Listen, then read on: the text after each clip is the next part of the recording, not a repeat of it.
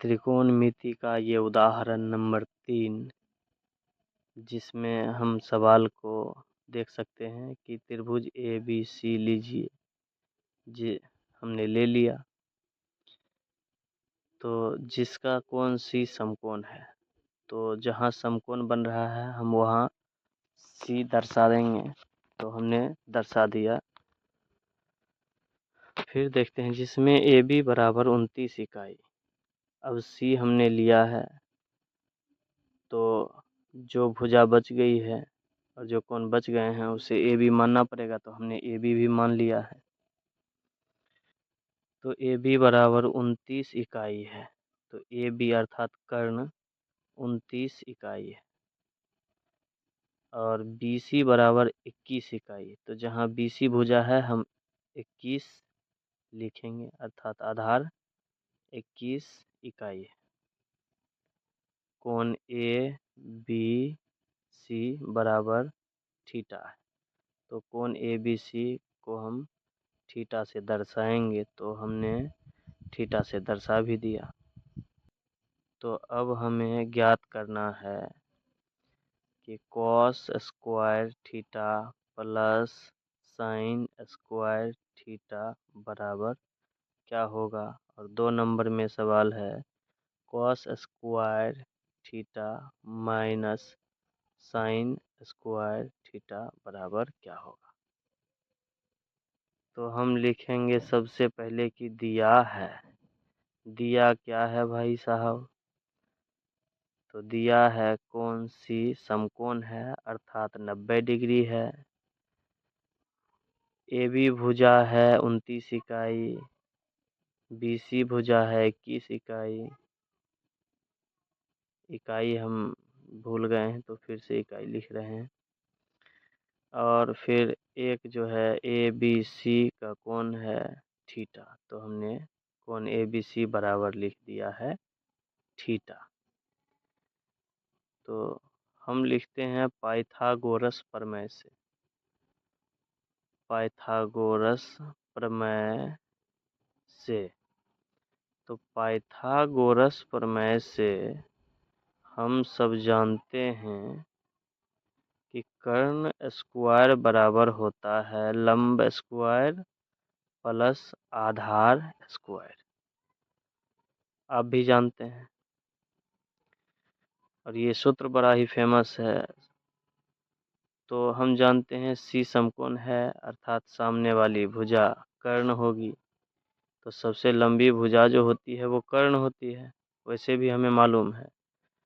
तो AB जो है और BC जो है, इसी में लंब और आधार हम चूज करेंगे। तो कर्ण सबसे पहले हम जानते हैं क्या होता है, सबसे लंबी भुजा। तो कर्ण हमारे पास है AB। तो हम लिखेंगे AB का स्क्वायर बराबर, अब लंब क्या है, तो हमारे पास लंब जो है AC है। तो हम लिखेंगे AC स्क्वायर प्लस आधार क्या है, तो आधार है 21 इकाई। तो मतलब BC का स्क्वायर। तो AB का मान दिया हुआ है 29 का स्क्वायर हम लिखेंगे। AC का मान नहीं दिया है तो नहीं लिखेंगे। BC का मान है 21, तो 21 का स्क्वायर। तो हम जानते हैं कि 29 का स्क्वायर होता है 841। तो 841 बराबर AC का स्क्वायर प्लस 21 का स्क्वायर होता है 441। तो 441। तो हम जानते हैं कि प्लस के उस पार है, बराबर के उस पार प्लस में है, तो इस पार लाएंगे तो हो जाएगा माइनस में। तो AC का स्क्वायर हो गया बराबर में। तो अब लिखेंगे AC का स्क्वायर बराबर, अच्छा 841 में से 441 घटा दो तो बच जाएगा 400। तो AC का स्क्वायर इस पार स्क्वायर में है, अगर उधर गया तो हो जाएगा रूट में, तो रूट 400। तो रूट 400 है, तो 400 का वर्गमूल हम निकालेंगे। तो हम लिखेंगे रूट 20 गुने 20। भाई साहब लिखने में जीरो छूट गया है तो फिर से देंगे। तो AC का मान हमारे पास आ गया 20। कितना आया, 20 आ गया है। तो अब हमारे पास पहला सवाल है cos square theta plus sine square theta बराबर क्या होगा। तो जैसा कि हम लोग जानते हैं कि कॉस का सूत्र होता है आधार बटे कर्ण, तो आधार बटे कर्ण का होल स्क्वायर, प्लस साइन का सूत्र होता है लंब बटे लंब बटे कर्ण, लंब बटे कर्ण, कर्ण का अब होल स्क्वायर। तो आधार जैसा कि हम जानते हैं कि बेसिकली 21 है, तो 21 बटे 29 का स्क्वायर, प्लस लंब हमारे पास है AC, तो 20 बटे 29 का स्क्वायर। तो अब 21 का स्क्वायर 441 और 29 का स्क्वायर हमारे पास 841 आता है। 20 का स्क्वायर 400, 29 का स्क्वायर 841। जब हम 841 और 841 का लॉसो लेते हैं तो आता है 841 ही, तो एक मर्तबे में लगेगा, तो 441 प्लस 400, क्योंकि 841 एकम 841, तो जोड़ने पर आता है 841 बट्टे 841 और ये कटकर हो जाएगा हमारा मान 1। तो cos square theta plus sine square theta बराबर आ गया 1।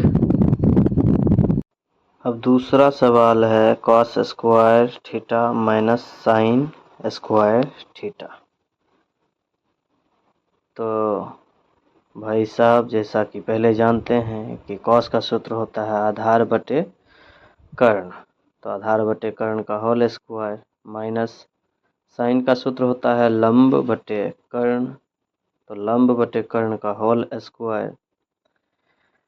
तो आधार हमारे पास कितना है, तो हमारे पास आधार है भाई साहब 21 और लंब है 20, तो 21 बटे 29 का स्क्वायर माइनस 20 बटे 29 का स्क्वायर। हम जानते हैं कि 21 का मान कितना आएगा, तो 21 का मान आएगा 441 बटे 29 का मान आ जाएगा 841। 20 विसंगर 400, 29 गुने 29 841। दोनों का लॉस हो लेंगे तो हमें पता है कि दोनों का लॉस हो जाएगा 841, तो 841 लिखेंगे। तो 841 से कम 841, तो 441 से कम 441, फिर एक मर्तबे में लग रहा है तो 400 यहाँ भी हो जाएगा। घटाने पर हमारे पास आएगा 41 बटे 841। तो फाइनली रूप से हमारे पास जो मान निकल कर आया वो है 41 बटे 841 आंसर।